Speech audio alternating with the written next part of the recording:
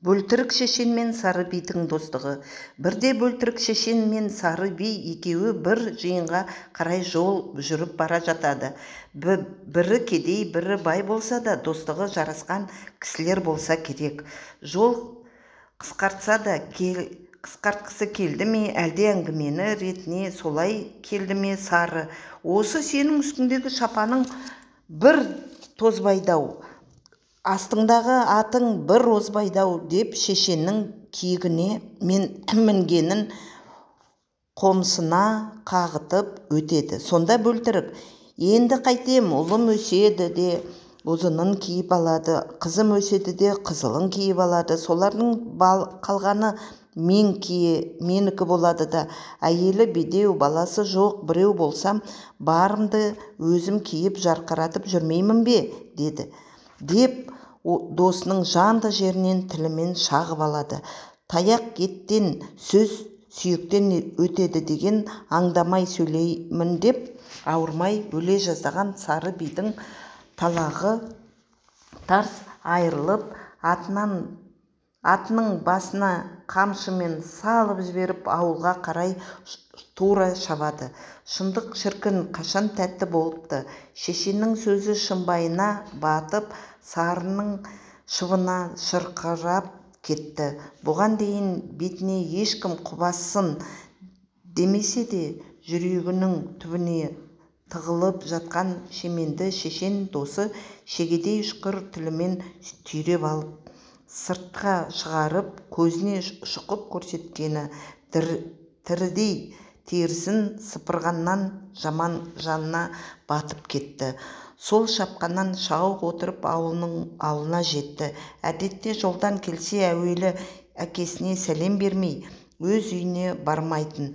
Бұл жолы әкесіне де қарайтын жағдай болмай, өз үйіне келіп қойды да кетті. Көпті көрген әкесі ұлының сыртынан қарап тұрып, жай күйін жақсы түсінді. Сөйтті де жалшысының біріне: анау балаға айт, жылқы ішінен қасқы биені алып келсін, сойып құдайы таратайық деп ұлына жіберді.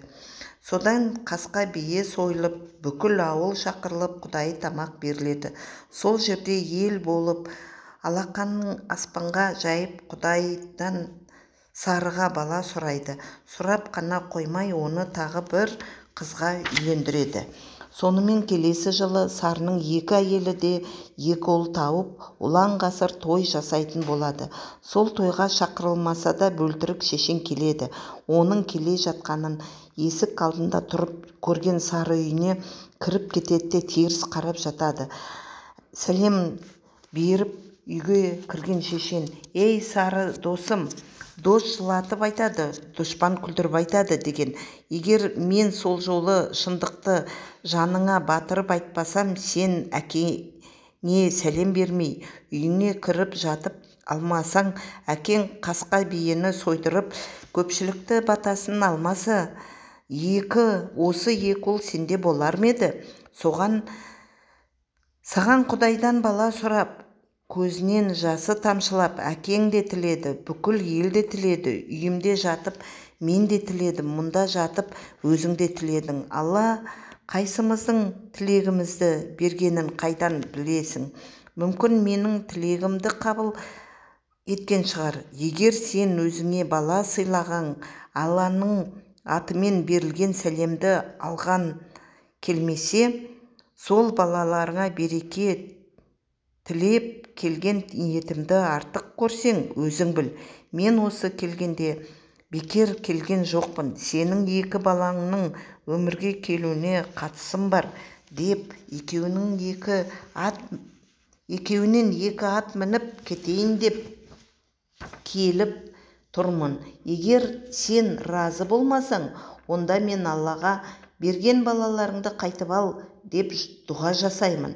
Соны айтып бөлтірік шешен құбылаға қарап: я Раббым Алла дей бергенде, сары би шошып кетіп, орнынан атып тұрып: тоқта, мен жүгіріп келіп, досын құшақтап алып кешірім сұрайды. Сонымен той дүркіреп өтеді. Тойдан соң бөлтірік өз атын мініп, досы берген 2 атын жетектеп ауылына қайтыпты. Шын досы жоқ адам шындық естімей өтеді деп халық бекер айтпаған ғой.